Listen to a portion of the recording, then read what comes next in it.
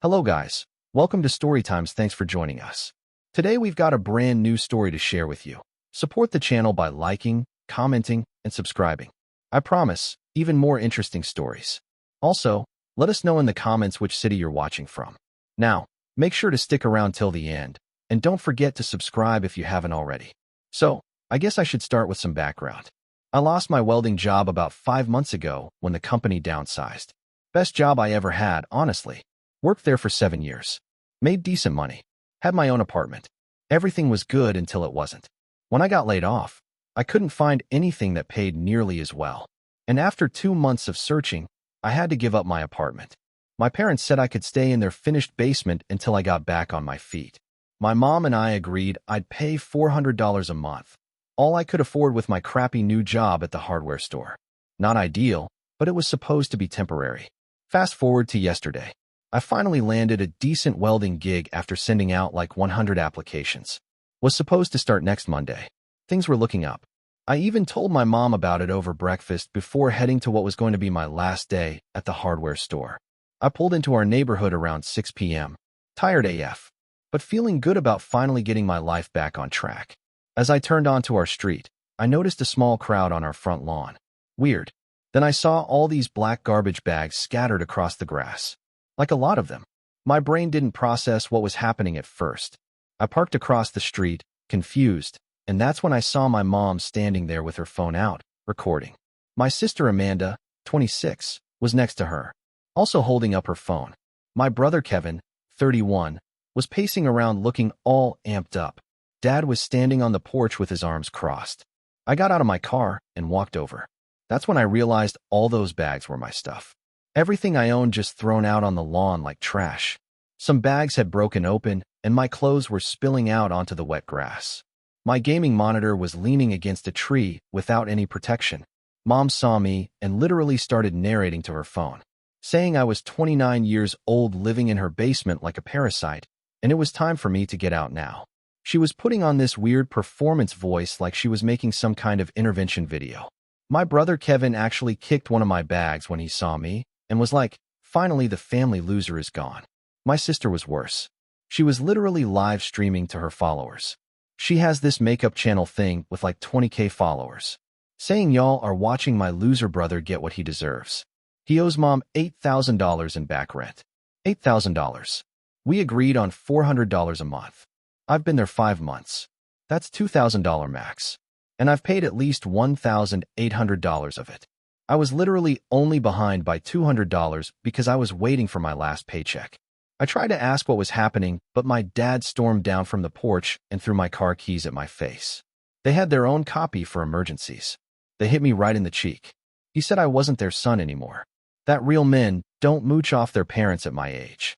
Then he told me if I wasn't gone in 30 minutes, he'd call the cops and say I was trespassing. The crazy thing is, our neighbors were out on their porches watching this whole thing. Some were recording on their phones. Mrs. Lanson from next door actually shouted that it was about time. They were tired of seeing my beat-up car lower their property values. It's a 2009 Civic that runs perfectly fine. Just has some scratches and a dent in the passenger door from when someone hit me in a parking lot last year. I was in shock. Like completely blindsided. Last night, everything seemed normal. We even watched a basketball game together. This morning, Mom made me breakfast. And now this. Later, I found out what happened. My sister went through my stuff while I was at work. WTF? And found a letter from my new job with a salary offer. She showed it to my mom, who freaked out because the job pays pretty well. Mom had been telling everyone I was unemployed and mooching off them, when actually I've been working this whole time at the hardware store. Apparently, she'd been complaining to the whole family that I was this lazy bum taking advantage of them. When Amanda showed her I'd be making good money starting next week, instead of being happy for me, Mom panicked because her whole victim narrative would fall apart. So she decided to kick me out before I started the new job so she could still play the martyr. Kevin has always been jealous because our grandfather took an interest in teaching me welding when I was younger, but never connected with him the same way. And my sister has always done whatever Mom tells her to. I was so angry I could barely see straight. But I didn't give them the satisfaction of seeing me lose it.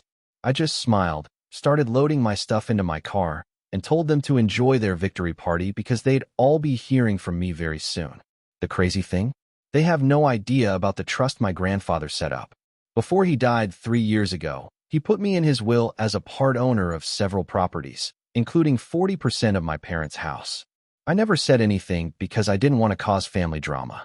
Grandpa knew how they treated me and set it up as protection, but I never thought I'd need to use it. I drove to my friend Mike's place. He let me crash on his couch and helped me unload my car. I called my grandfather's attorney this morning. The trust is still valid, and I have legal ownership stake in their house. They can't actually throw me out without my consent. 6 months of dealing with their constant put-downs, Mom's passive-aggressive comments, Kevin accidentally breaking my stuff, my sister going through my things. I'm done being the family punching bag. They want me gone so bad. Fine, but they're about to find out what happens when you throw the part owner of your house out on the street. I've got the attorney drawing up papers now, just waiting for the right moment to drop the bomb on them. Update coming soon. Update 1. Hey, everyone. So the responses to my last post were kind of overwhelming. Thanks for all the support. A lot's happened in the past week since I was thrown out like trash, and I wanted to update you guys. First off, Mike's couch isn't exactly the Ritz, lol. His apartment is tiny AF, and he has 2 roommates who weren't exactly thrilled about me crashing here. They've been cool about it though, but I can tell I'm wearing out my welcome fast. Been sleeping with my phone and wallet under the pillow since one of the roommates gives me weird vibes.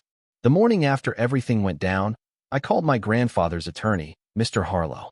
Getting an appointment wasn't easy since he's semi-retired now, but when I mentioned my name and my grandfather, his secretary squeezed me in for later that afternoon. Mr. Harlow's office is in this old building downtown. Walking in there felt IDK like Grandpa was still looking out for me somehow. Mr. Harlow remembered me right away, said, I have my grandpa's eyes. We talked for almost 2 hours, so here's the deal. The trust is 100% legit. My grandfather set it up 3 years ago, right before he died. I own 40% of my parents' house, 50% of this vacation cabin they have up at Lake Merritt that they never let me use, by the way, and get this, 35% of the building where my dad runs his home renovation business.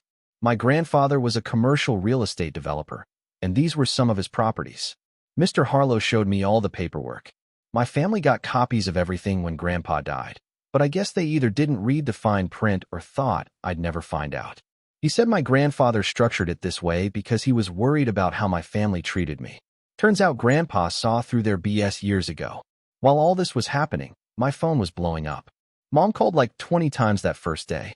I let it go to voicemail every time. Her messages went from angry, "Where are you? You need to come and get the rest of your junk," to fake concerned, "We're worried about you," to threatening, "If you don't respond, we're donating all your stuff." I texted back once just saying I was safe and would handle my remaining belongings soon. She immediately called 3 times in a row. I didn't pick up. Kevin texted saying Mom was overreacting and that it wasn't that serious, and maybe we could talk this out like adults. The same dude who literally kicked my stuff and called me a loser wants to talk like adults now. LMAO. My sister's texts were the worst. First she was like, "Hey, I hope you're not mad about the stream. It was just for content." Then she had the nerve to ask if she could use my dramatic exit in her next video. I blocked her number after that.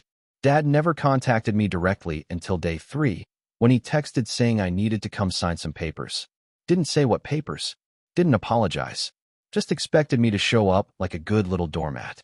I ignored him too. With Mr. Harlow's help, I started the process of formally claiming my ownership rights. We sent a certified letter to my parents, notifying them that I was exercising my rights as part owner of the properties. Nothing too aggressive yet, just making it official that I know what I own, and I'm not backing down. The next day I started my new job. The pay is good. Like actually good. Not get rich good, but afford my own place and build savings good. My supervisor Dave seems decent, and the work is something I'm actually qualified for. On Wednesday, something weird happened. I was on lunch break when Kevin showed up at my new workplace. I have no idea how he found out where I was working. He was all fake friendly at first, asking how I was doing, saying the family was worried. I asked how he found me, and he got all defensive, saying Mom and Dad were just concerned and wanted to make sure I was okay. Then he switched to saying I should come home, and we could figure things out. I told him I wasn't interested in their fake concern now that they'd publicly humiliated me. He got mad and said I was being dramatic and selfish. Then he dropped the real reason he was there. Apparently my mom had gone through more of my stuff, and found some papers about a piece of land Grandpa left me. Kevin said it was worthless land, and Mom wanted me to sign it over to the family since I didn't need it. I almost laughed in his face. They still have no idea what Grandpa actually left me.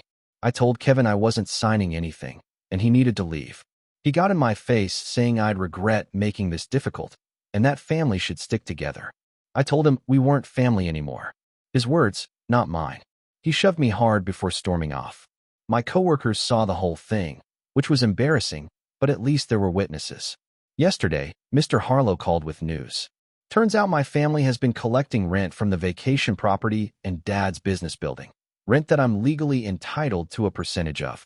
They never disclosed this income to me. We're talking about thousands of dollars over the past 3 years that should have been mine. Mr. Harlow sent another letter yesterday afternoon. This one detailing the financial accounting we're requesting and my rights to back payment of rental income. He said we should expect a response pretty quickly. He wasn't wrong. Around midnight last night, my phone exploded with notifications. Mom sent 11 texts in a row, all caps, demanding I call her immediately. Kevin texted asking where I was, saying Mom was freaking out. Amanda sent a long message saying she deleted the live stream. Too late, sis, and that we needed to talk. Even Dad, who hasn't said more than 10 words to me in months, sent a message saying to call urgently. I didn't respond to any of them. Instead, I forwarded all the messages to Mr. Harlow. He says this is just the beginning. We haven't even gotten to the part where I can potentially force the sale of properties if they don't cooperate. I found an apartment today.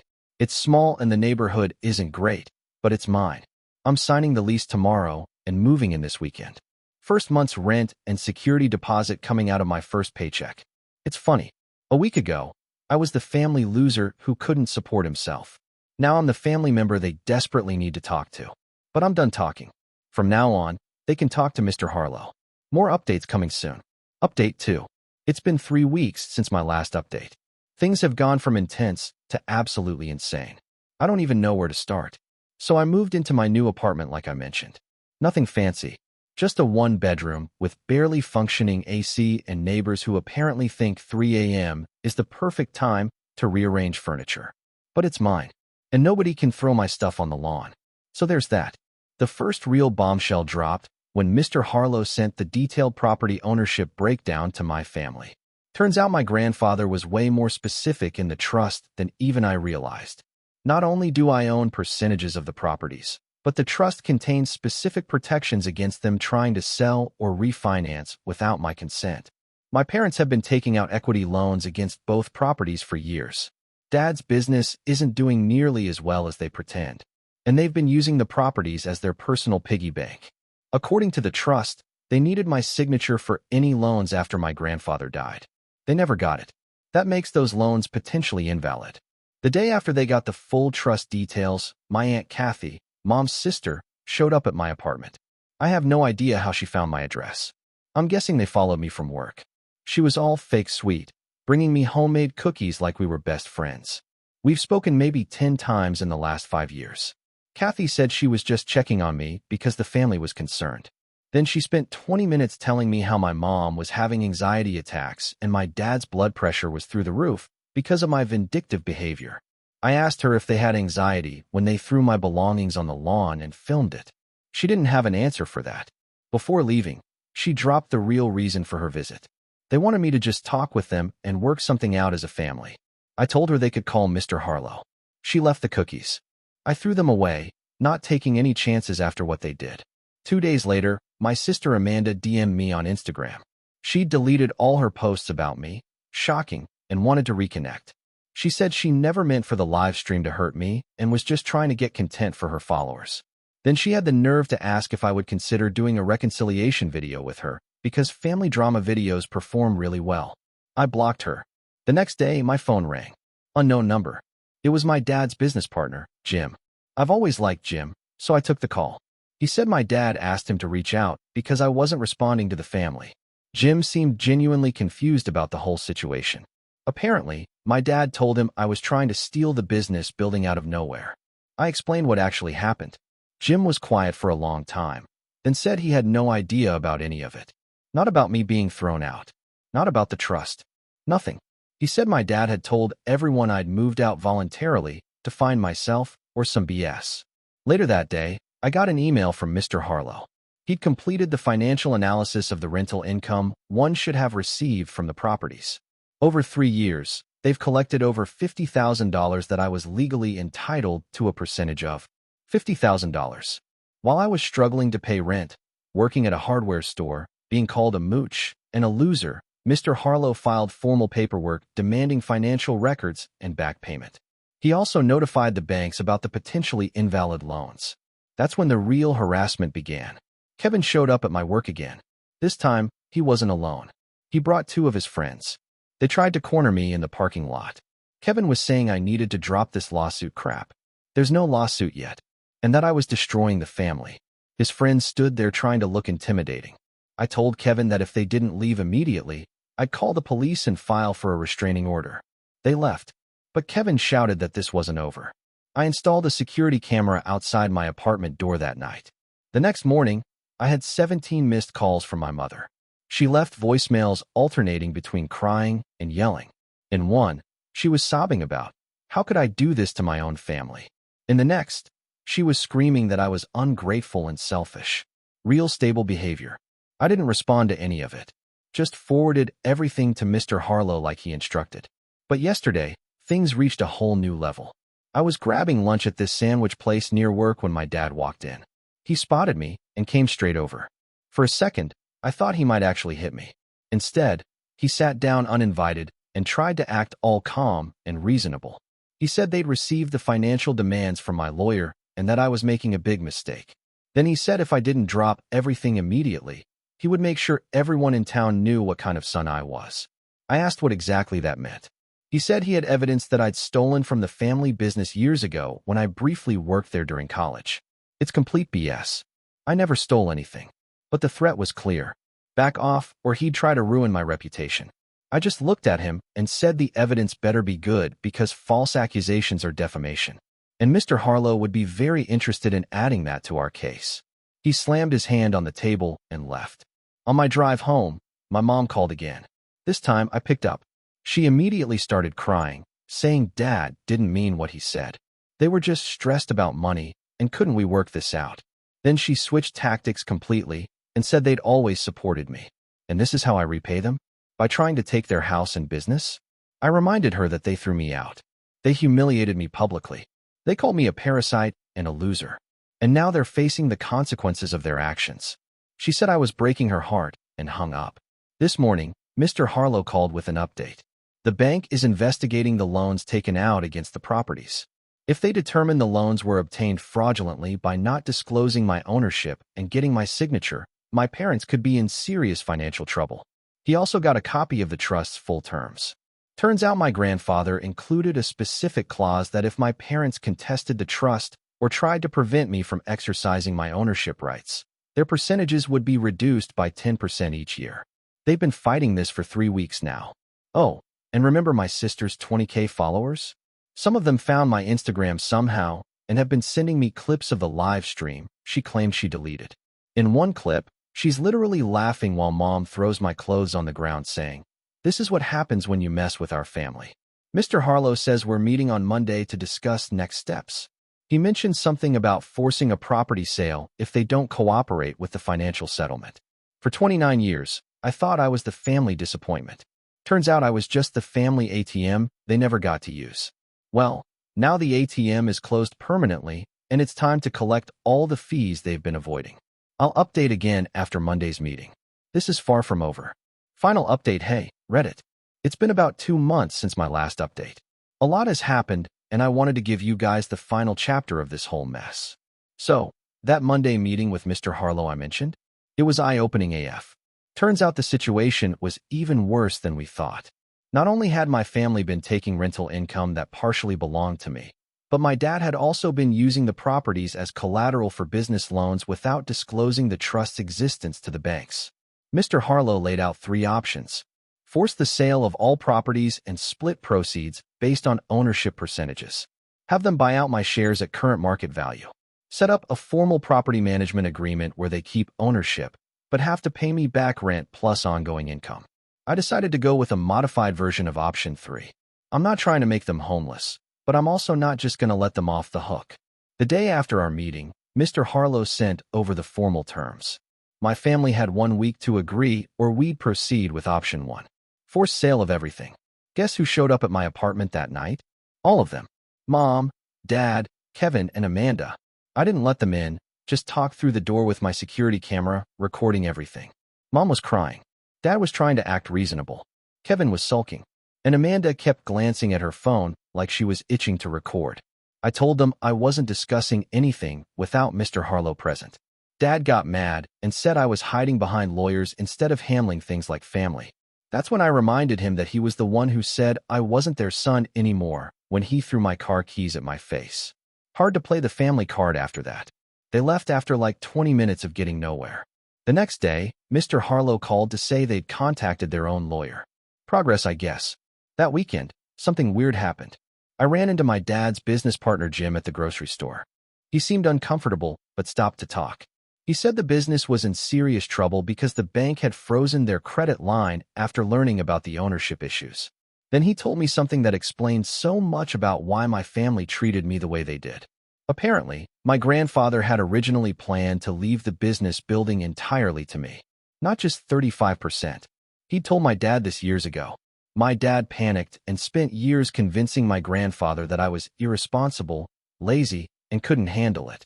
The whole Peter is a loser narrative didn't start recently. My dad had been pushing it for over a decade. Jim had always thought it was strange how my dad talked about me versus how I actually was when I worked there during college. He said my dad had been terrified that I'd somehow find out about the trust and take everything. 2 days later, I got a text from Kevin asking to meet alone. I agreed, but chose a busy coffee shop and brought a buddy to sit at a nearby table just in case. Kevin showed up looking like he hadn't slept in days.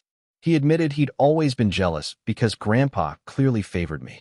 While I was learning useful skills with Grandpa, Dad was telling Kevin that I was the family disappointment. Kevin actually apologized for kicking my stuff and said he'd been trying to get Dad's approval his whole life. I told him I appreciated the honesty, but it didn't excuse what he did. He nodded and said he understood. Before leaving, he mentioned that Mom and Dad were fighting constantly now, with Dad blaming Mom for provoking me by throwing me out. The next day, Mr. Harlow called. My family's lawyer had reached out with a counteroffer. They wanted to keep the house, but were willing to sign over the vacation property and business building percentage completely to me if I dropped the back rent demands. Nice try, but no. Mr. Harlow and I rejected it and restated our terms. 3 days before our deadline, I got an email from Amanda. She'd lost almost 5,000 followers after some of them found out what really happened. Apparently, one of her followers had recognized me from high school, remembered I was actually a hard worker, and called her out in the comments. Others had started digging and found old posts where she contradicted her parasite brother story. Her sponsors were backing out, and she blamed me for ruining her brand. I didn't even bother responding. The day before the deadline, their lawyer contacted Mr. Harlow accepting our terms with minor modifications. The key points? I would maintain my ownership percentages in all properties. They would pay me all back rent owed, about $20,000 in monthly installments. A formal property management company would be hired to handle all rental income going forward. They would make a written acknowledgement that they had misrepresented the financial situation. They would issue a formal apology for the public humiliation. I agreed to the payment plan, but added one condition. They had to explain the truth to the extended family and neighbors who witnessed my humiliation. The day they signed the agreement, my mom texted asking if we could put this behind us and be a family again. I didn't respond. A week later, I got a check for the first payment. It came with a handwritten note from my dad saying he was sorry and he hoped we could talk sometime. Too little, too late. I found out from a cousin that my parents had a family meeting where they had to explain what had really happened. Apparently, many relatives were shocked to learn about the trust and how they'd treated me. Some hadn't even known I was thrown out. My brother Kevin texts occasionally. I respond sometimes. He's trying to start his own business and asked for advice. I gave him some basic suggestions, but kept it brief. Amanda's still mad at me. She had to take down all her videos mentioning me and lost a sponsorship deal. She sent a fake public apology that Mr. Harlow made her rewrite 3 times before it was acceptable. As for me, I'm doing pretty good. The money from the property income meant I could move to a better apartment. I've been at my job for almost 3 months now, and just got a small raise. I'm saving up to eventually buy my own place. Sometimes I wonder if my grandfather knew exactly how this would all play out. The trust was structured so specifically to protect me, almost like he anticipated they might try to push me out someday. Last week, I found an old voicemail from him on a backup drive. It was from right before he died. He said he was proud of me and that he'd set up something to make sure I'd always be okay. Said I might not understand it now, but someday I would. Guess that day came sooner than either of us expected. People ask if I regret what I did, if I think the revenge was too harsh. Honestly, no. They humiliated me publicly, called me a parasite and a loser, and threw me out on the street while filming it for entertainment. They weren't sorry until they realized it would cost them financially. I don't hate them anymore. I just don't need them. And that feels better than any revenge could. Will I eventually talk to them again? Maybe, but it'll be on my terms. As an equal, not as the family punching bag. And they'll never have financial power over me again. That's the thing about throwing someone away.